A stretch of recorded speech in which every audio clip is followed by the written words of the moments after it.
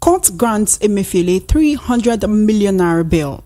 President Tinubu says he deserves recognition by Guinness World Records. NNPP applauds Atiku, welcomes measure of opposition parties, and gunmen attack Adamawa police headquarters. On the front scene, Israel and Hamas agreed to pause fighting for the release of 50 hostages. Details now.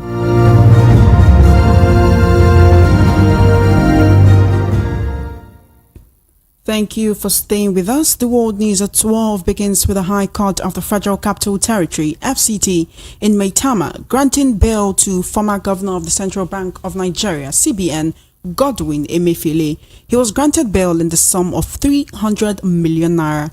In a ruling today, Justice Hamza Muazu held that Emefiele should produce 2 sureties who must have landed property in the Maitama district of the FCT. Emefiele is also mandated to deposit all his travel documents with the registrar of the court and must remain within the Abuja Municipal Council.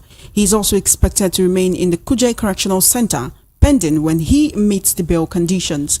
This comes 4 months after the Federal High Court sitting in Lagos granted him bail of 20 million naira.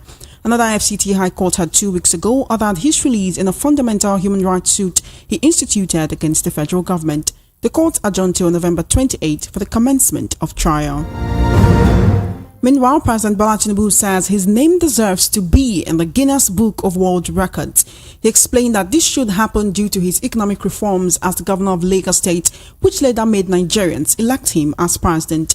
The president made the remark at the 10th German-Nigerian Business Forum. President Tinubu posited that his track record should earn him recognition, adding that if he is not recognized, he would strive to ensure that his name is inserted in the historic Guinness World Records. President Tinubu's comments came as Nigerian and German companies sealed 2 pivotal agreements in Berlin on Tuesday. The first agreement will see the supply of gas from Nigeria to Germany, and the second agreement between Union Bank of Nigeria and the DWS Group will see $500 million worth of renewable energy projects invested in Nigeria. In the meantime, the new Nigeria People's Party (NNPP) on Tuesday described as a welcome development a proposal by former Vice President Atiku Abubakar that opposition parties should merge to defeat the ruling All Progressives Congress (APC) in the 2027 presidential elections. At a press conference in Abuja, the acting national chairman of the party, Abba Ali, said the merger of opposition parties before the 2015 elections led to the defeat of the then ruling PDP by the APC. Ali explained that the NNPP sees the call from Atiku as patriotic and a welcome development and as a way of checkmating the inordinate drive of the ruling APC towards a one-party state and protecting the country's hard-earned democracy. However, the NNPP stated that while fully embracing the initiative and applauding it as a matter of necessity, it is looking at the issue from a much larger perspective and considering all factors inherent in it. In another development, the Minister of the Federal Capital Territory (FCT) Nyesom Wike says he has saved 110 billion naira for the administration in 3 months. He made this announcement during a high-level meeting with an estate developer in Abuja and expressed his dissatisfaction with the rate at which fake certificates of occupancy (CFOs) were being issued.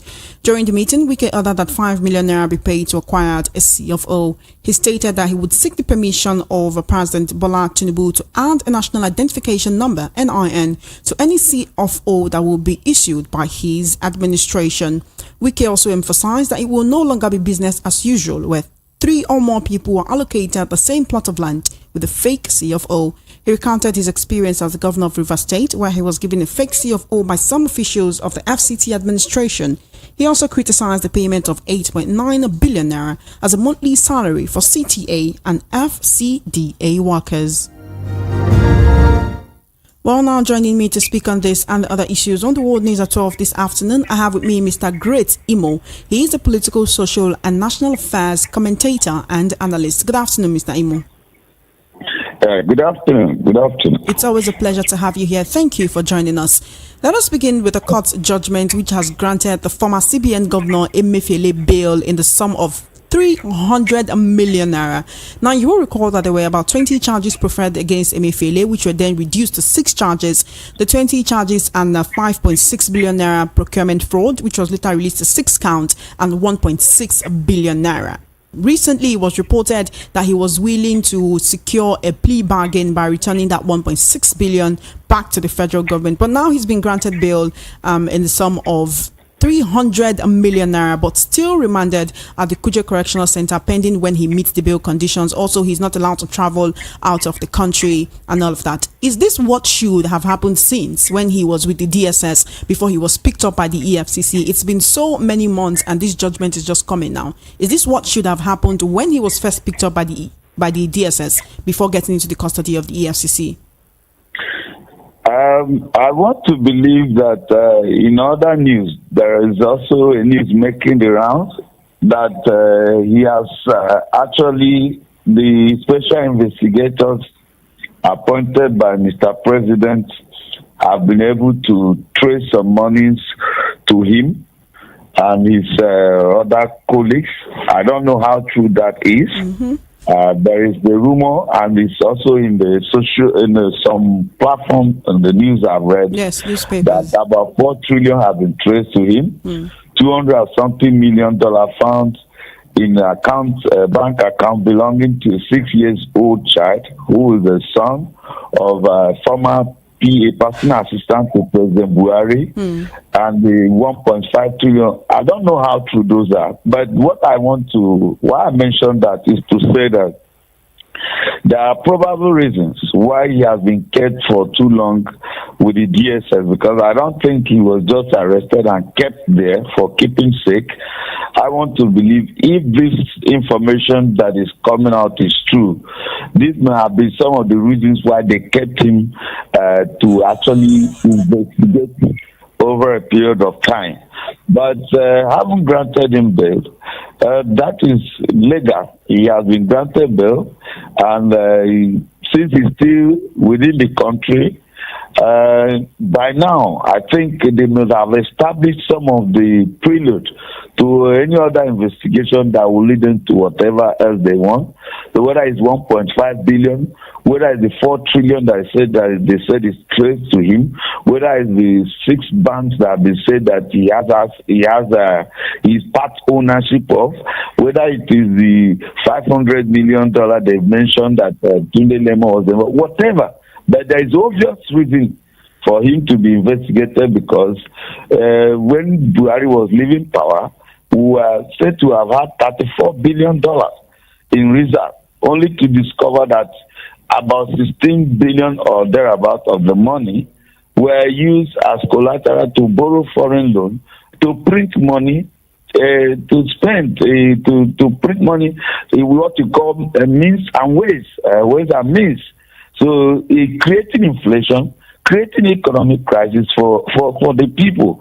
So whoever is involved in such a thing is the enemy of the state and deserves to really be investigated and the appropriate punishment melted. So he be granted bail as a matter of law is accepted, and they must go further to not only him. There are so many other characters in the last administration who acted like emperors.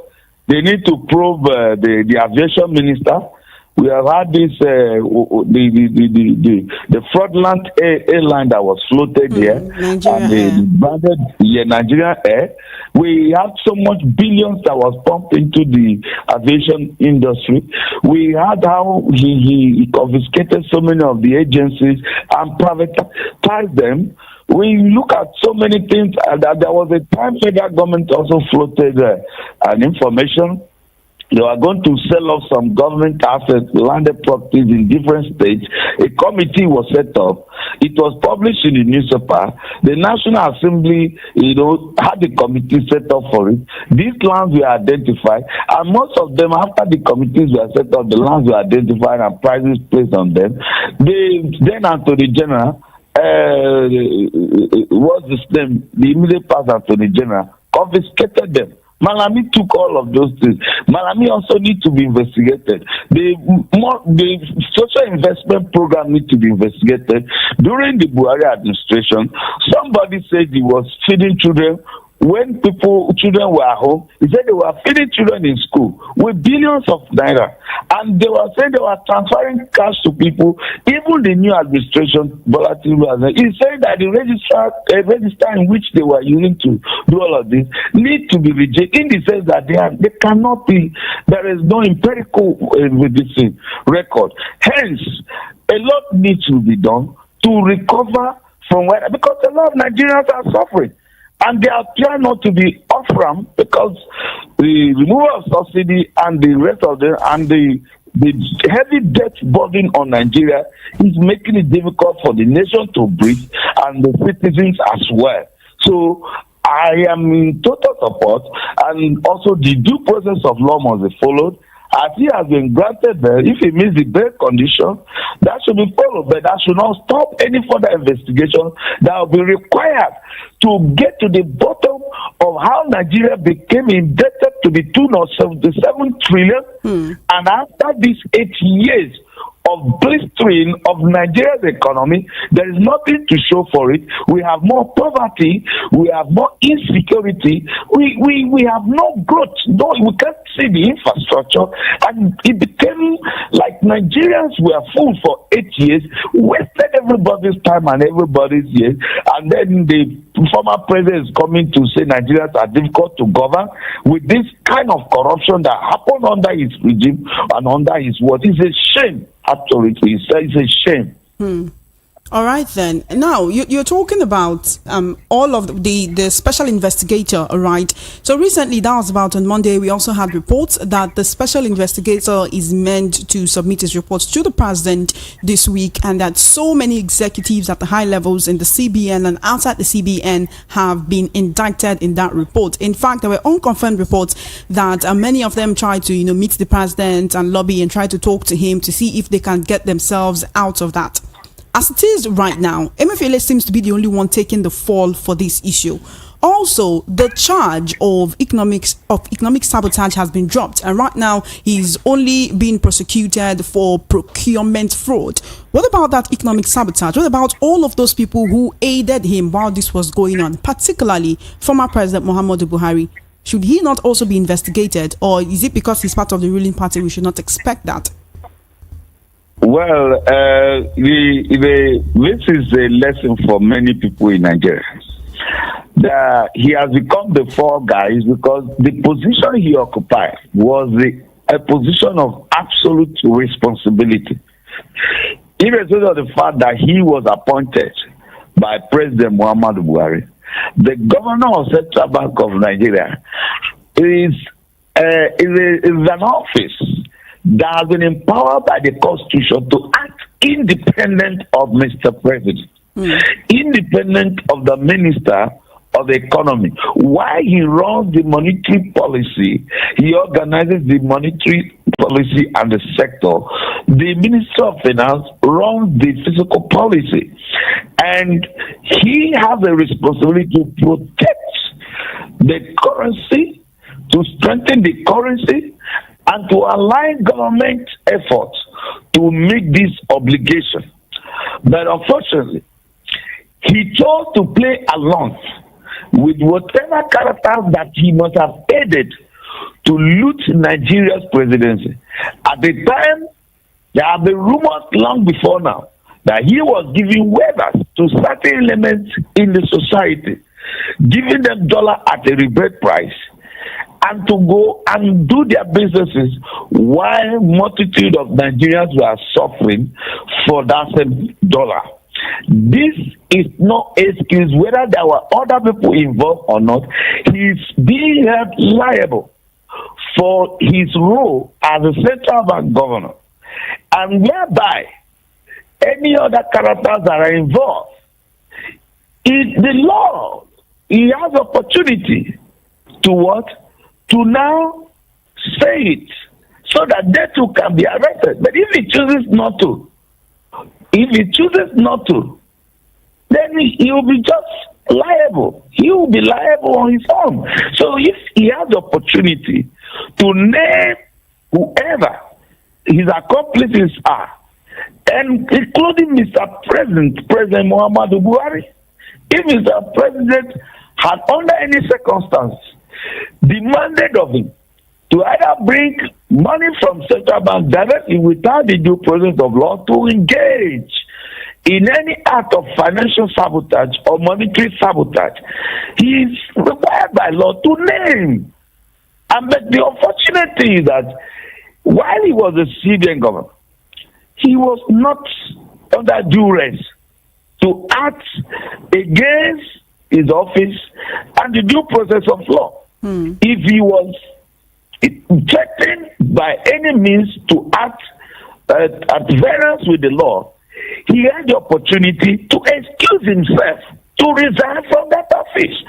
We can remember that during Sanusi Lamido Sanusi as the central bank governor, whether true or not, he was opposed to the president of the country at that time, Goodluck Jonathan, when he raised alarm that over $22 billion oil revenue that was supposed to be remitted to the central bank were not being remitted, in spite of the fact that he was a part of that government. He was able and courageous to raise it, whether it was true or not, whether it was investigated or not. But that to tell you that at that moment, he chose to separate himself from any such incident in case, in fact, if it was happening. So, these people have no excuse and cannot blame anybody. Emefiele cannot blame anybody for his predicament. And for these other people lobbying, well, Mr. President and the government in place now have a responsibility. They may decide to shame or they may decide to shield, but it will be important that possibly that we shame. But whereby we decide not to shame, it will mean that whatever that is being recovered now, it may end up being stolen again. It may end up being stolen again. Because if we announce what has been recovered, from who, then it becomes easy for you to trace. But whereby you hold those who have been in government before to ransom and extract what they have and nobody knows what they've gotten, you may end up reluting it like we have in the case of Abacha loots. So, like, I felt like I've once written, even under President Muhammadu Buhari in 2016, I wrote an article about 7-point agenda for fighting corruption. And one of the points I raised then was the issue of amnesty on corruption and how it is being tailored and how it is being practiced. It was the same they did in Brazil, when at a point there was momentous corruption in Brazil, that so many of the political elite have looted the country and the economy was so bad, and the government came in that wanted to, revive the economy, but knew that he also had these corrupt elements to deal with. He came with a law that permitted anybody who have stolen from the country to return came within a period of social time to invest in certain areas of the economy for industry, for education, and so, and they will be allowed to own certain percentage while the rest will become government owned, but to reflect the economy and build the economy, and whereby such individuals fail to comply within those period of months, then government is going to go after them. Hence, a lot of such corrupt individuals brought back their resources, the ones they've taken abroad, into the, but it was open and transparent, so that when the results started coming, the Brazilian economy started growing, and today that economy is literally one of the most industrialized economies in the world. So you don't need to reinvent the wheel. But this idea of you are charging for 1.something billion, it is not fair. There appear to be much more, and Nigerians deserve the right to know. Hence, after we have gotten back these resources from this element, they end up releasing it. So we must be plain, transparent in this event. All right, thank you, Mr. Great Imo. That was quite an extensive analysis. Let's talk about the Guinness Book of World Records, which many Nigerians seem to have been breaking recently. And President Bola Tinubu is one person who has expressed his desire to also have his name in that book. He says he deserves to be in the Guinness Book of World Records due to his economic reforms as the governor of Lagos State, which he said made Nigerians elect him as president. You do know that he's attending the 10th German-Nigerian Business Forum right now, where about 2 agreements have been signed with Nigeria. Do you think, in your estimation, in your thoughts, in your opinion, that President Tinubu deserves to be recognized by the Guinness Book of World Records for, according to him, his economic reforms and his track record as the former president of Lagos State and now as Nigerian president, even if he has only spent about half a year on the seat? That assertion is very funny. But with all due respect to President Bola Ahmed Tinubu, well, we are the Nigerians are the ones who are supposed to judge him. But based on record, I can only say he's being funny. He's trying to, maybe he's joking anyway, because I will tell you, judging from his performance as a governor of Lagos State, if you look at the index for judging governance, Fashola was a better governor than Bola Tinubu. Fashola was a better governor than Bola Tinubu. The Human Development Index under his 8 years and that of Fashola did better than him. And he has become president of Nigeria right now, where food inflation is at 31%. The overall inflation at 27%. Inflation is rising. There's currency depreciation. That means that average Nigeria has been impoverished. Every Nigeria has been impoverished by percentage of that naira devaluation between the time he came into power and not. And what is the purchasing power parity? What is the per capita income? So by what means and this is he going to judge himself? I think he's living in a bubble. Should come out of it and face the reality. Mr. People are dying of hunger here. Mr. Imo, you might say he's joking. But he did say he would strive to ensure that his name is inserted into the historic records, maybe by all means. Okay, that would be a good. I think if he's setting that as a goal for himself, I will applaud that. I will want it, because what we all want. Why the likes of us take the pain every day to challenge people in government, to speak out, to write, to go everywhere, is because we want a Nigeria that works. And it doesn't matter who makes it work. If people would not support him, some who did not support him because of his former record, like I said, in Lagos State and other issues, if he comes here now and do better, we will be the first to clap for him, because him achieving that will mean that Nigeria will become a great economy. Nigeria will become a great nation. We want that to happen. But yesterday, Yoruba Council of Elders have given their verdict so far. The people who he sang in the law court have given a press release yesterday where they are challenging on the dwindling economic fortunes of Nigerians, that they are not comfortable. There are so many things that need to be done, especially while he was in the opposition. Bola Ahmed Tinubu shouted, talk more about restructuring. Thank God enough, he has the privilege now to make happen those things he desires. So if he's able to achieve such a record, which I know Nigeria have potential to, if he's able to achieve it, we will clap for him. We will praise him. And that is because it's in the best interest of all Nigerians. But as for now, I think it's either a goal or it's a joke. But let's pray that it becomes a goal for him and that he pursues that goal to achieve it for the best interest of all Nigerians. All right, then, just before you go, sir, I'd like you to talk for a minute or two on this particular issue, and that is opposition parties right here in Nigeria. The NNPP has welcomed former Vice President Atiku's, plan or suggestion for a merger, saying that it is something that they would actually consider in order to defeat the ruling APC in the 2027 presidential elections. The question on everyone's lips, critics and supporters alike, has been, why wasn't this considered in this year's election? Why wait until 2027, which is still about, let's say 3.5 years away? Will a merger help right now? I think NNPP, their leader is overrated. I must tell you. Kwankwaso was before the election.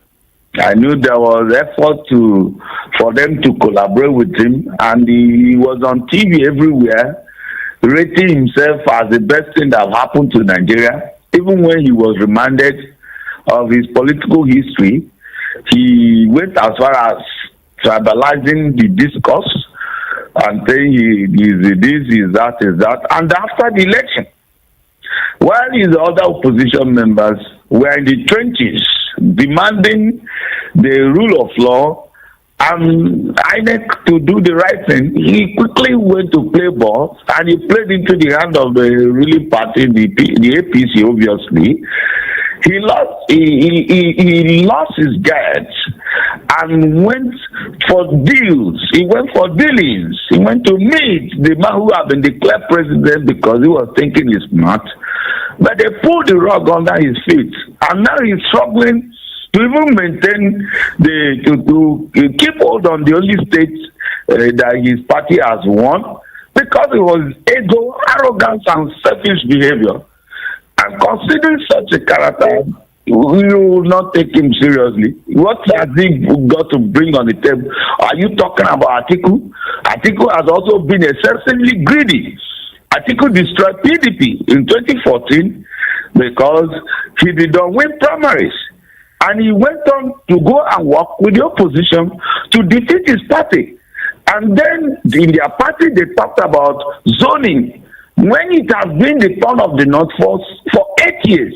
As a northerner, a Fulani who from the same extraction with him was ending 8 years, he was insistent on taking the ticket. So these people are selfish, greedy politicians. You can't be talking about merger because you have lost. When the merger comes, it is only for your interest. You are not merging for the interest of Nigerians. You are not merging for the progress and development of Nigerians. You are merging to do this. You are merging because it must be you. Atiku, who is calling for merger, had actually been part of those who destroyed the party and balkanize it. His selfish interests have led PDP to its comatose position. And well, if he wants to amend his way, he should come out openly and confess to his own ills and what he has done wrong to undermine his party. Then follow up to that, should the Kwankwaso as well. You can't be begging for merger now because you want to do it in your own interest. And if it doesn't favor you, the next thing you go and scatter it. So their merger for now is not merger for the interest of Nigeria until they prove us wrong. They should focus on playing opposition role and getting the government on its feet to focus on making them relevant before Nigerians who can take them serious. They should look at the economy, challenge government on its policies and its failures so that they can be on their toes working. Thereafter, we can talk about merger. It's still early for them to be talking about that. Thank you so dearly, Mr. Great Imo, for joining me on the World News at 12 this afternoon. I really, really appreciate your presence, your input, and your analysis. It's made all the difference. Thank you so much, sir. My pleasure. Thank you for your time.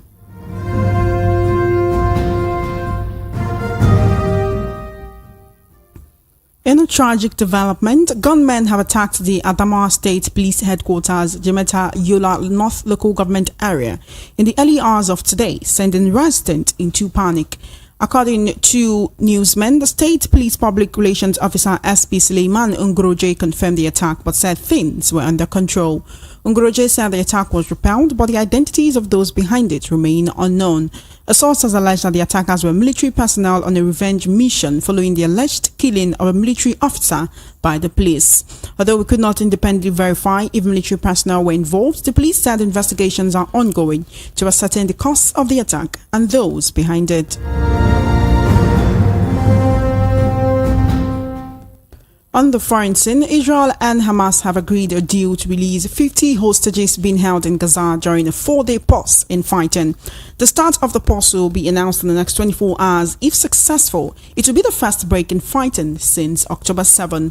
This morning, Israel confirmed its ground and air operation in Gaza is continuing before the pause starts. Hamas says 150 Palestinian women and teenagers will be released from Israeli jails under this deal. Up to another 150 Palestinians could be released, as well as another 50 hostages from Gaza after the initial 4-day pause. Israel's government insists that this isn't the end of the war, reiterating its commitment to complete the elimination of Hamas. You will recall that Israel began attacking Gaza after Hamas fighters crossed the border on October 7, killing 1,200 people and taking about 240 others hostage. Gaza's Hamas-run health ministry says more than 14,000 people, including more than 5,000 children, have been killed in Israel's campaign. Well, that's it on the World News at 12. Just before we wrap up, let's take a look at the top stories again. You heard that the court has granted Emefiele bail to the tune of 300 million naira. President Tinubu says he deserves recognition by Guinness World Records. NNPP applauds Atiku, welcomes the measure of opposition parties, and gunmen attack Adamawa police headquarters. On the foreign scene, Israel and Hamas agree to pause fighting for the release of 50 hostages. And that is a wrap on the World News at 12. My name is Ijeoma Egwuatu. Please follow our social media handles at VOP903FM for coverage of your live events and brand news mentioned on our news bulletins. Do send the mail to news@voiceofthepeople.ng. Good afternoon and thank you for listening. Please stay tuned. Matters with Ikami Jude comes up next.